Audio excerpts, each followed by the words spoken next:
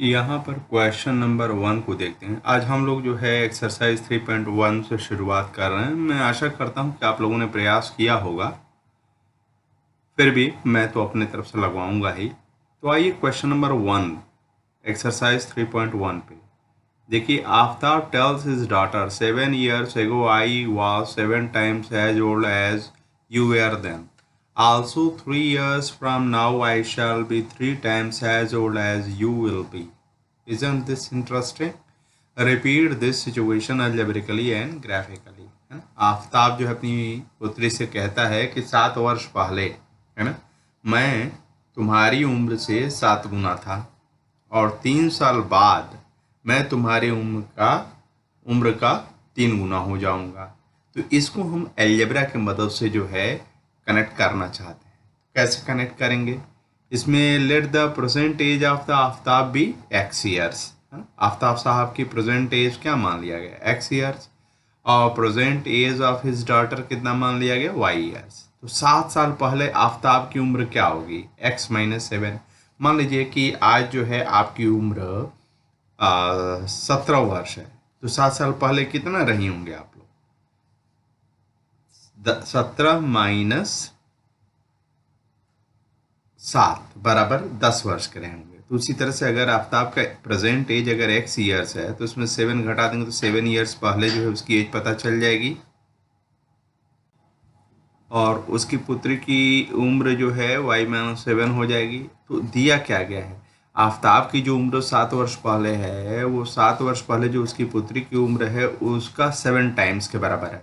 यानी पुत्री का जो उम्र है उसका 7 टाइम्स अगर कर दिया जाए तो आफ्ताब की उम्र मिल जाएगी। तो 7 times of the daughter's age 7 years before is equal to what? Present age of the 7 years back age of Aftab. ये बराबर हो गया। अब इसको सॉल्व करके हम लोग इधर उधर मल्टीप्लाई करके किए तो x-7y इज इक्वल टू -42 हो गया। This I name as equation number 1।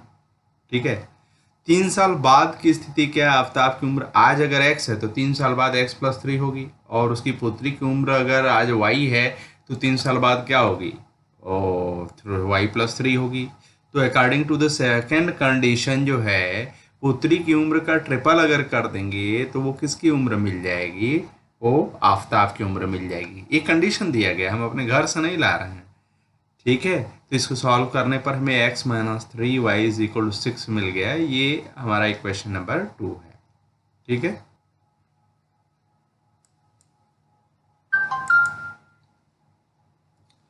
अब यहाँ पर इसको सॉल्व करने से जो है हमको दूसरा इक्वेशन मिल गया x-3y इज इक्वल 6।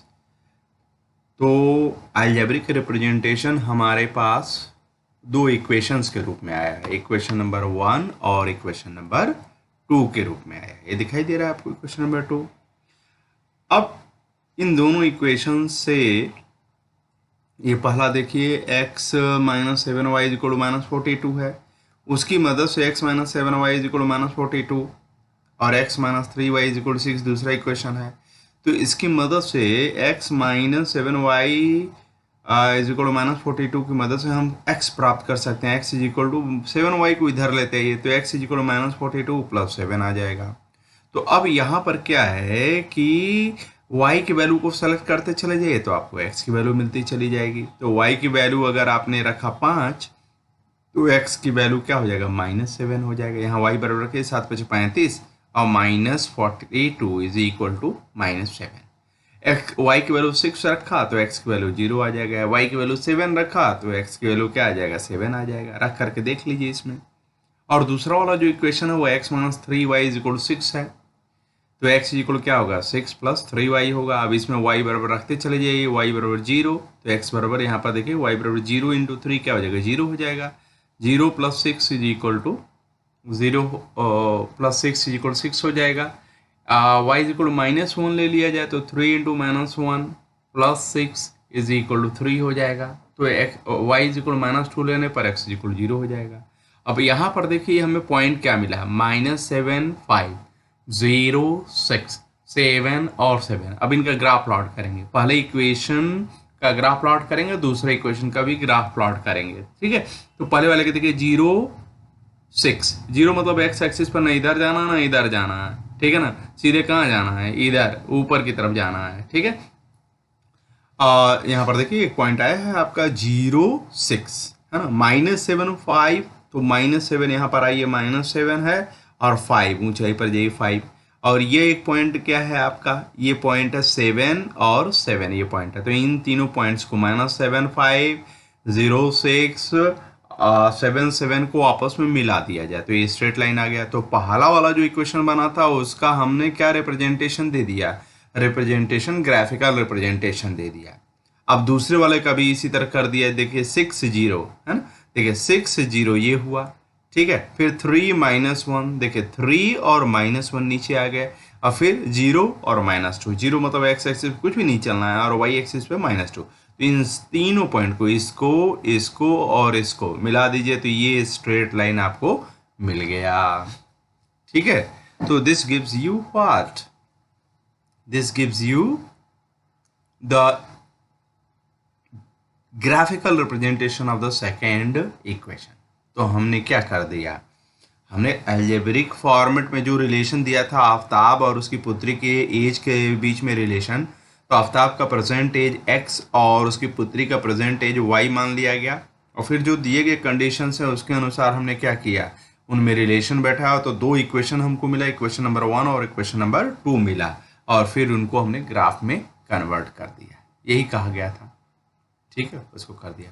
अब आइए क्वेश्चन नंबर 2 के बारे में, ये 3.1 है ना, 3.1 क्वेश्चन नंबर 2, ये क्या कह रहा, the coach of a cricket team buys 3 bats and 6 balls for ₹3,900.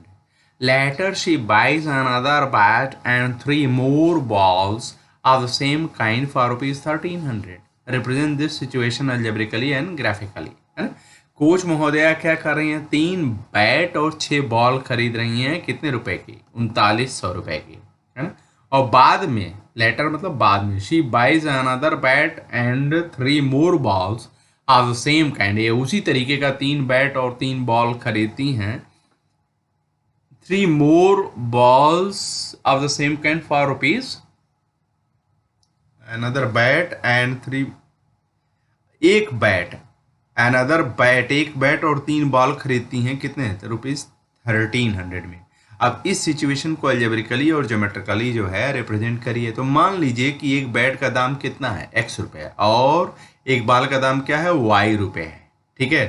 तो according to the question the algebraic representation is, है ना, मैथ प्रोसेसिंग एरर,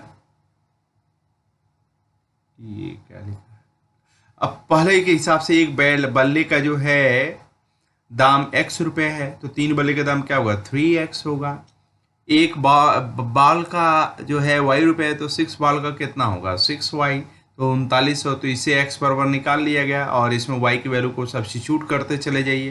भाई बल्ले और बॉल और बैट का दाम तो सैकड़ों में ही होगा ना, तो उसी हिसाब से 100 का लिया गया है। तो यहाँ पर 300 500 100 600 -100 700, यहाँ पर y की वैल्यू आप 500 रखिए, 500 6 5 30, 3900 minus 3000/3 is equal to 900/3 is equal to 300। इसी तरह से ये दो हमको मिले, ठीक है। तो अब इसका हम ग्राफ प्लॉट कर सकते हैं। तो अलजेब्रिक रिप्रेजेंटेशन ये हुआ, है ना, वो पहले वाले सिचुएशन का, और उसका ग्राफिकल रिप्रेजेंटेशन का डेटा ये हमारा तैयार हुआ।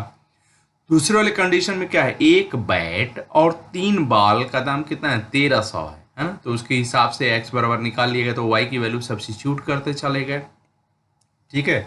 x और y की वैल्यू जो है सब्स्टिट्यूट करते चले जा रहे हैं, तो हमको ये यहाँ पर देखिए ये स्ट्रेट लाइन मिला, एक ही स्ट्रेट लाइन मिला हमको, 2 स्ट्रेट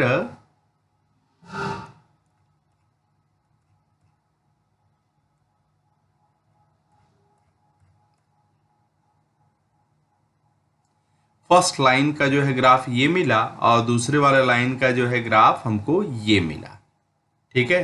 तो ग्राफिकली उसको रिप्रेजेंट कर दिया, बस यही कहा गया था आपसे, और आपने कर दिया, दोनों को ग्राफिकली रिप्रेजेंट कर दिया और अलजेब्रिकली रिप्रेजेंट कर दिया। अब आइए क्वेश्चन नंबर 3 पर the cost of 2 kg of apples and 1 kg of grapes on a day was found to be ₹160. After a month the cost of 4 kg of apples and 2 kg of grapes is ₹300. Represent the situation algebraically and graphically. तो यहाँ पर Apple और grapes के बारे में बात किया जा रहा है. किसी दिन जो है 2 किलोग्राम एप्पल और 1 किलोग्राम ग्रेप्स अगर खरीदा गया तो ₹160 देना पड़ा. आफ्टर ए मंथ रेट बदल जाएगा. ठीक है, तो the cost of 4 kg of apples and 2 kg of grapes is ₹300. तो इसको अलजेब्रिकली हमें रिप्रेजेंट करना है और ग्राफिकली.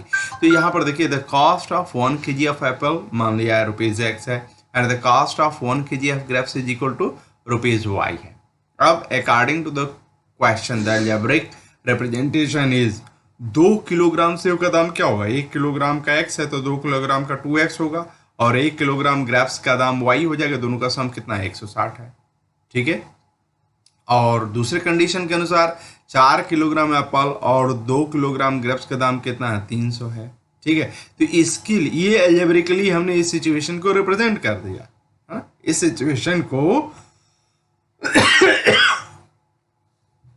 सिचुएशन को हमने अलजेब्रिकली रिप्रेजेंट कर दिया.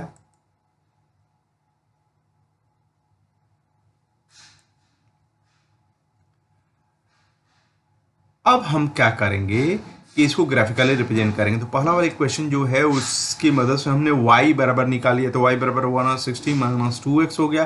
तो यहाँ पर x की वैल्यू रखते चले जाइए, y की वैल्यू मिलती चली जाएगी. तो x की वैल्यू 50 रखिए तो 2 इंटू 50 100 हो जाएगा. तो 160 माइनस 100 इज इक्वल क्या हो जाएगा? 60 हो जाएगा.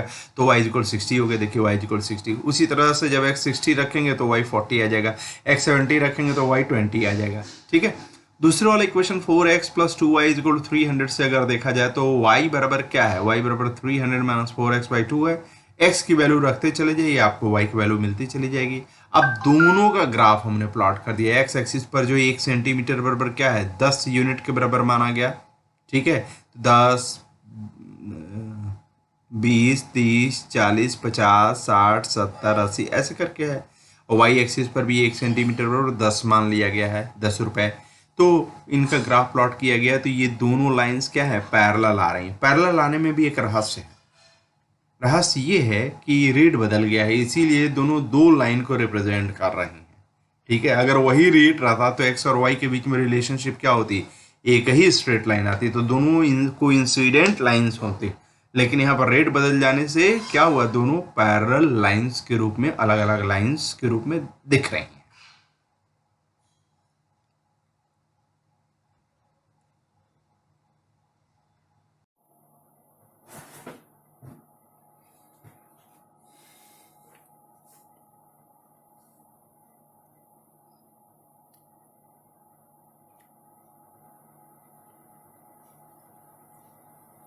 लीनियर इक्वेशन इनटू वेरिएबल्स का जो जनरल इक्वेशन है वो क्या है? ax plus by plus c is equal to 0.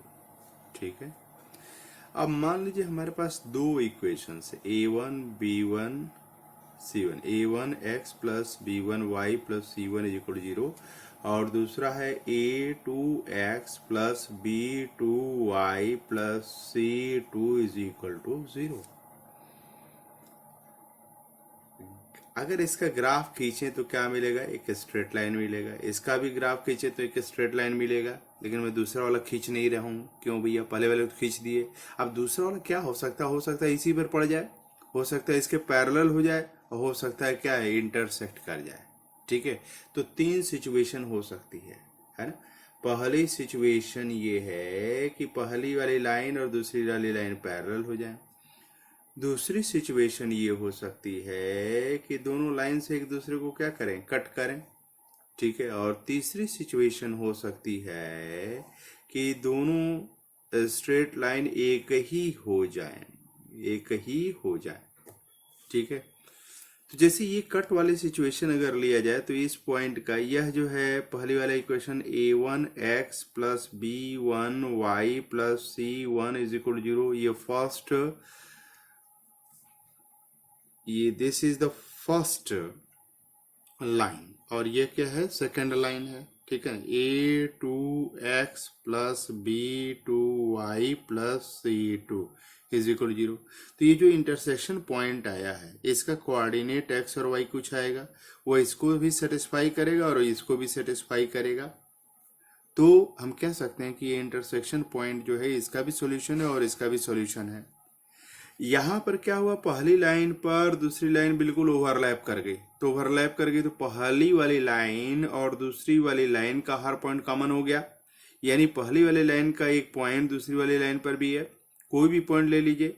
तो इसका मतलब ये है कि जो पहली वाली लाइन के सॉल्यूशंस है वही दूसरी वाले के होंगे। तो इस कंडीशन में तो इनफाइनाइटली मेनी सॉल्यूशंस होगा। इसमें क्या होगा, यूनिक सॉल्यूशन होगा। यूनिक मतलब one and only one solution होगा। और यहाँ पर ये कट ही नहीं कर रहे हैं, तो जब कट नहीं कर रहे हैं तो कोई कॉमन पॉइंट आ नहीं रहा है, कॉमन पॉइंट आ रहा नहीं रहा है, तो इसमें नो सॉल्यूशन होगा।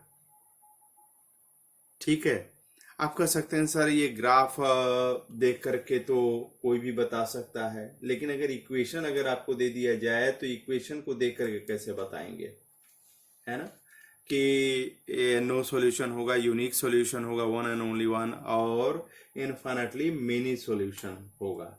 ठीक है, ओके। इस केस को हम बोलते हैं इनकंसिस्टेंट, है ना,